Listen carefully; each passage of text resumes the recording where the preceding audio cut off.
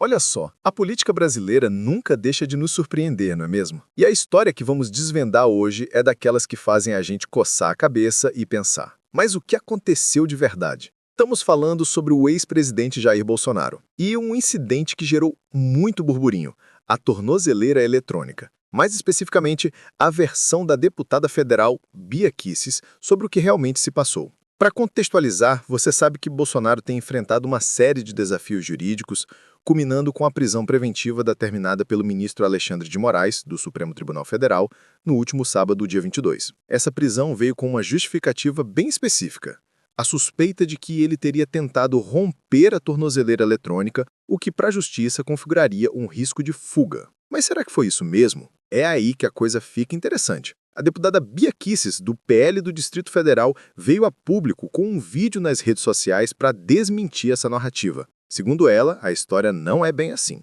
A versão de Kicis é que Bolsonaro não tinha intenção alguma de fugir. Pelo contrário, ela relata que a tornozeleira começou a fazer um barulho estranho, um ruído, que o ex-presidente não reconheceu. E diante desse som inusitado, ele teria desconfiado. Imagina a cena. Você com um dispositivo de monitoramento que de repente começa a emitir um som diferente. A primeira coisa que vem à mente, segundo Kicis, é a possibilidade de uma escuta. A tornozeleira começou a fazer um barulho. Ele estranhou, achou que pudesse haver uma escuta naquela tornozeleira, relatou Bia Kicis. Então, ele tentou abrir. Sim, ele tentou abrir, mas não para se livrar dela ou fugir, mas sim para ver o que tinha dentro. Essa é a grande diferença na narrativa da deputada.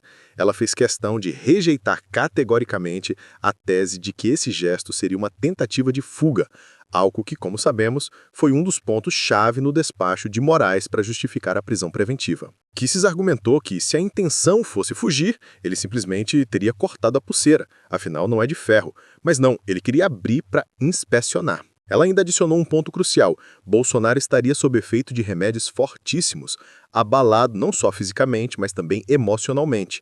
Um detalhe que, para ela, explicaria um comportamento mais impulsivo ou curioso e não premeditado. A Polícia Federal, por sua vez, informou que, após o incidente, o dispositivo eletrônico foi substituído. E sim, Bolsonaro admitiu ter usado um ferro de solda quente para tentar abrir o equipamento. Mas, para Kicis, a motivação era pura preocupação e curiosidade, sem qualquer intenção de descumprir as medidas impostas pelo STF. Ele queria saber o que estava acontecendo com a tornozeleira, enfatizou a deputada.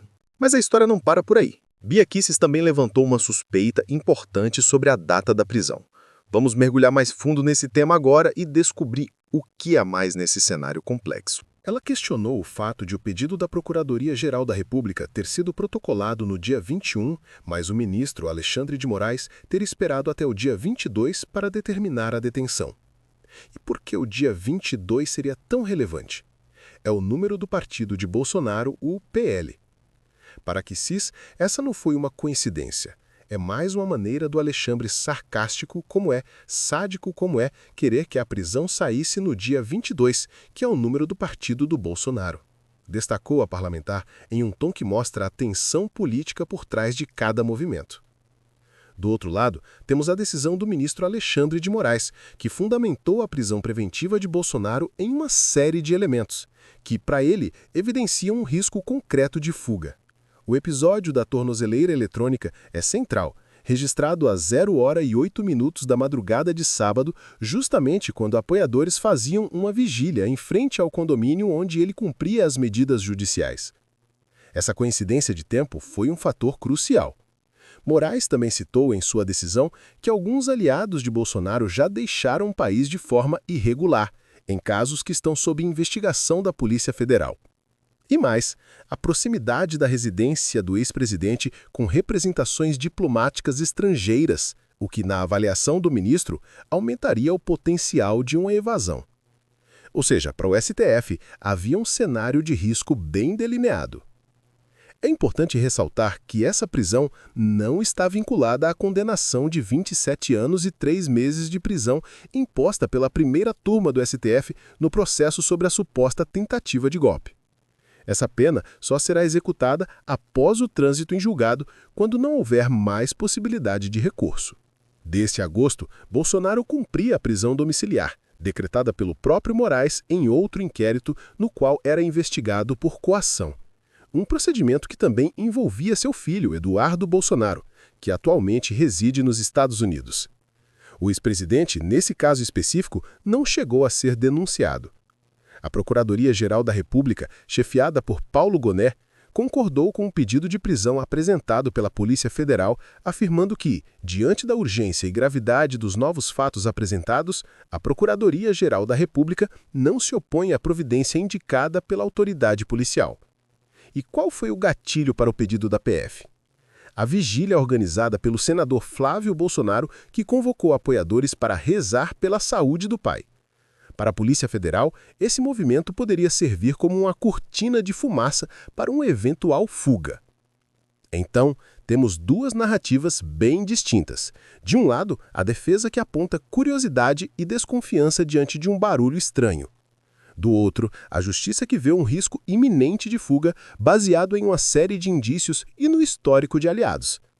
O caso da tornozeleira eletrônica de Bolsonaro é mais um capítulo na complexa trama política e jurídica que envolve o ex-presidente. E como sempre, a verdade por trás dos fatos é algo que continua a ser debatido intensamente. Meu nome é Misael Xavier e esse foi mais um episódio do podcast de notícias da Closer Brasil. Se você chegou até aqui, é porque realmente se importa com informação de qualidade. E é exatamente por isso que criamos este espaço. Para quem não se contenta com manchetes superficiais e quer entender o que realmente está acontecendo no mundo.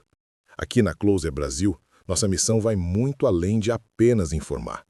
Todos os dias, mergulhamos fundo nos bastidores da política, da tecnologia, da economia e dos acontecimentos que estão moldando o nosso futuro. Trazemos análises exclusivas, contextos que você não encontra em outros lugares e uma visão completa dos fatos que realmente importam.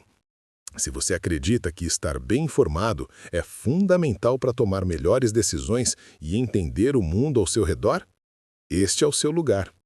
Com apenas 2 cliques, você pode se inscrever no canal e ativar o sininho das notificações.